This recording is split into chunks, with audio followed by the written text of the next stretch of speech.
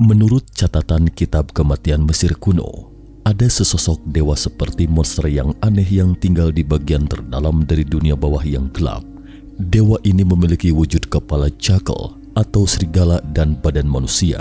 Wujudnya membuat bergidik siapapun yang melihatnya. Terkenal ganas dan kejam, kulitnya kering seperti mayat. Siapapun yang telah mati akan dibawa ke hadapannya dan hatinya akan dikeluarkan dengan cakar tajamnya yang berlumuran darah, lalu diletakkan di atas timbangan dosa. Setelah itu, akan diputuskan apakah akan diberikan kelahiran kembali atau menjadi santapan monster. Dewa berwujud jackal ini adalah Anubis, dewa kematian paling terkenal dalam mitologi Mesir kuno. Hari ini mata ketiga akan bercerita tentang Anubis, dewa dunia bawah paling terkenal dan dianggap yang paling penting dari seluruh daftar dewa dalam mitologi Mesir kuno. Bagi sebagian teman-teman pasti tidak asing lagi dengan nama dewa ini, karena wujud klasiknya tidak hanya sering muncul dalam karya film, televisi, dan game, tetapi juga memberi kesan sangat misterius sekaligus mengerikan. Sosoknya terkesan lebih mirip dengan monster yang kuat dan misterius dibandingkan dewa lainnya. Lalu seperti apakah sebenarnya keberadaan Anubis dalam mitologi Mesir kuno? Apa keistimewaannya sehingga menjadi dewa paling terkenal di seluruh mitologi Mesir? Berikut mari kita telusuri bersama pesona sebenarnya dari dewa kematian Mesir kuno ini. Anubis. Dalam mitologi Mesir awal, Anubis telah menjadi sosok dewa yang ekstrim sejak kelahirannya. Pertama, ayah Anubis adalah Set yang merupakan dewa perang, badai dan gurun yang paling ganas dari Enid Agung, yaitu sekelompok 9 dewa-dewi dalam mitologi Mesir kuno. Sebagai putra dewa Set, Anubis juga memiliki kekuatan penghancur seperti bencana. Di bawah kekuatan sihirnya yang kuat, bukan hanya dapat memanggil badai pasir hitam yang mengerikan yang menyapu segalanya, tetapi juga dapat membingungkan pikiran orang-orang di medan perang, membuat para prajurit bertarung tanpa henti. Sementara itu, Neptis yang dihormati sebagai dewi kubur adalah ibu Anubis, sehingga Anubis yang dikandung olehnya memiliki hawa nafsu akan kematian. Jika Set memulai perang adalah untuk menyebabkan kehancuran, maka perang yang dikobarkan Anubis adalah untuk kematian yang lebih kejam. Oleh karena itu, Anubis jelas merupakan sosok dewa yang kehadirannya paling menakutkan di antara para dewa Mesir kuno. Anubis tidak hanya kuat, tetapi juga memiliki status dan kekuasaan yang sangat tinggi. Sebagai raja dunia bawah, ia tidak hanya menguasai roh semua orang mati, tetapi juga memiliki pasukan kematian yang menyeramkan ini. Seberapa kuat pasukan kematiannya?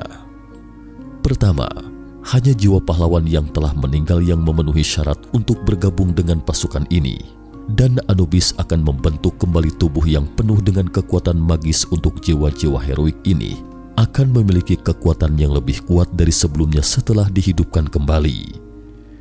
Ada catatan dalam buku-buku kuno bahwa salah satu ratu glamor Mesir kuno pernah menggunakan pasukan mengerikan ini untuk meluluh lantakan negara-negara tetangga dalam semalam hingga menciptakan kota mati.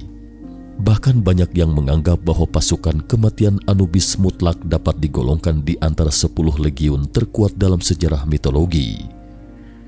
Pada masa awal mitologi Mesir, kekuatan dan kekuasaan Anubis pasti merupakan bentuk keberadaan teratas di antara para dewa. Tetapi dalam mitologi, disebutkan bahwa kemunculan dewa Osiris justru menggantikan Anubis sebagai raja dunia bawah.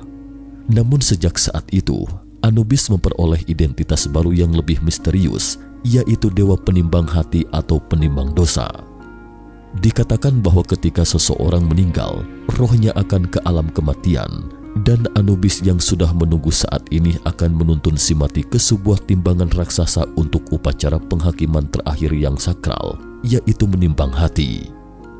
Selama proses ini, Anubis akan menggunakan cakarnya untuk mengambil hati si mati dan meletakkannya di salah satu ujung timbangan, sementara ujung timbangan satunya akan diletakkan bulu Dewi Ma'at, yaitu Dewi Kebenaran, yang juga dipersonifikasi sebagai seorang dewi yang mengatur bintang, musim, serta tindakan para makhluk dan dewa, dan yang menyusun tatanan alam semesta dari kekacauan pada saat penciptaan.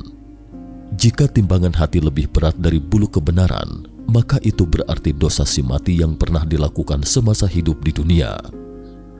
Proses selanjutnya, Anubis akan memanggil Amit, monster raksasa berkepala buaya, dan menelan hati yang kotor ini hidup-hidup. Sementara itu, orang berdosa yang telah kehilangan hatinya akan lenyap seketika ke dalam dunia hampa. Sebaliknya, jika timbangan hati lebih ringan dari bulu kebenaran, itu melambangkan kesucian si mati semasa hidupnya, dan Anubis akan membawa rohnya ke Taman Sentosa, yaitu surganya Mesir kuno. Tentu saja aturan penghakiman ini ada celahnya dan bisa direkayasa.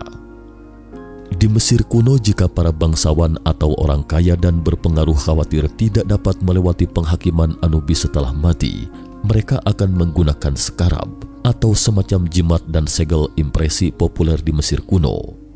Sekarab ini terbuat dari emas sebagai pengganti hati mereka untuk menutupi dosa-dosa mereka semasa hidup di dunia. Budaya aneh. Dalam konsep modern kita, kematian berarti akhir dari segalanya, tetapi dalam kisah Anubis justru terbalik, kematian hanyalah awal dari segalanya. Orang Mesir kuno percaya bahwa tubuh manusia hanyalah sebuah wadah. Yang paling penting sebenarnya adalah jiwa, dan jika seseorang dapat tulus ujian Anubis, jiwanya akan abadi dan nantinya akan terlahir kembali di dunia sebagai pahlawan. Oleh karena itu, sebelum dia kembali ke dunia dan terlahir kembali, orang-orang perlu merawat utuh raga fisiknya dengan baik agar tidak membusuk. Metode anti pembusukan ini adalah metode yang kita kenal, yaitu pembuatan mumi. Tapi teknik kuno ini sangat rumit dan kejam. Pertama, organ dalam dikeluarkan. Otak menjadi organ pertama yang harus dikeluarkan dari dalam tubuh jenazah. Pengambilannya dilakukan melalui lubang hidung, diberi pengait dan menarik sebagian otak. Proses kedua, membuat satu sayatan pada bagian tubuh sebelah kiri mayat, lalu mengeluarkan berbagai macam organ-organ tubuh sang calon mumi seperti hati, paru-paru, limpa, usus perut, dan organ lambung. Ini bertujuan untuk menghindari mayat mumi tidak membusuk saat terbungkus kain. Mengapa organ jantung tidak dikeluarkan? Itu karena bangsa Mesir kuno percaya bahwa orang yang mati tersebut masih hidup di dalam jantung sang mayat. Proses pengawetan mayat. Sesudah mayat dinyatakan kering, tubuh sang mayat tidak langsung dibalut kain begitu saja, tapi akan dibersihkan kembali. Kemudian setelah itu akan diisikan sebuah zat yang dinamakan zat natron, kemudian juga kain linen, dan yang terakhir diisikan beberapa rempah-rempah khusus. Jika sudah selesai, maka perut sang mayat akan dijahit kembali sampai tertutup rapat. Proses pembalutan sang mayat. Selanjutnya sang mayat akan dibaluri cairan getah damar dan minyak khusus. Kemudian tubuh mayat dibaluti kain linen yang ukurannya sangat panjang. Dan tidak lupa juga orang Mesir kuno menyelipkan beberapa jimat-jimat dan mantra pelindung di sela-sela balutan tersebut. Tak sampai di situ saja, para spesialis mumi itu juga membuat sebuah mahkota khusus dan topeng yang menyerupai wajah sang mayat. Proses pemetian dan penguburan mayat mumi. Setelah terbungkus kain, barulah mayat tersebut dikatakan mumi. Mumi yang sudah siap kemudian dimasukkan ke dalam sebuah peti yang berlapis-lapis. Mumi yang sudah masuk ke dalam peti kemudian dimasukkan ke dalam sarkofagus. Proses pemakaman mumi tersebut hanya dilakukan oleh kaum raja, keturunan raja, dan para bangsawan. Sedangkan bagi para rakyat biasa, proses pemumian tidak serumit di atas. Rakyat biasa umumnya hanya menggunakan peti mati yang berasal dari kayu dan juga tidak perlu mengeluarkan organ-organ tubuh. Namun satu hal yang paling menakutkan adalah sebenarnya tidak sedikit manusia maupun hewan dibuat menjadi mumi saat masih hidup. Konon katanya, mumi pertama di dunia dibuat oleh Anubis dan diajarkan kepada manusia. Oleh karena itu, Anubis juga memiliki julukan sebagai dewa kelahiran kembali dalam mitologi Mesir kuno. Sampai di sini, mungkin ada teman-teman yang mau bertanya, legenda tetaplah legenda. Apakah mumi yang dibuat dengan cara ini benar-benar bisa dibangkitkan di dunia nyata? Dalam studi jangka panjang budaya Mesir kuno oleh para sarjana modern, ditemukan bahwa banyak tokoh manusia dalam mural Mesir dicat dengan cat hijau di wajah mereka. Alasannya ternyata untuk menandai orang-orang yang sedang dibangkitkan atau telah dibangkitkan, dan jumlah tanda seperti ini tidaklah sedikit. Ini tidak bisa tidak membuat orang bertanya-tanya, apakah teknologi menghidupkan orang mati itu nyata adanya? Jika benar, lalu di mana orang yang dibangkitkan kembali ini sekarang? Tanda tanya ini masih menjadi salah satu misteri besar yang ditinggalkan oleh peradaban Mesir kuno kepada kita untuk menggalinya. Cukup sekian dulu topik kita hari ini. Jika suka dengan video mata ketiga, jangan lupa like, subscribe, dan share. Terima kasih atas perhatiannya dan sampai jumpa di episode berikutnya.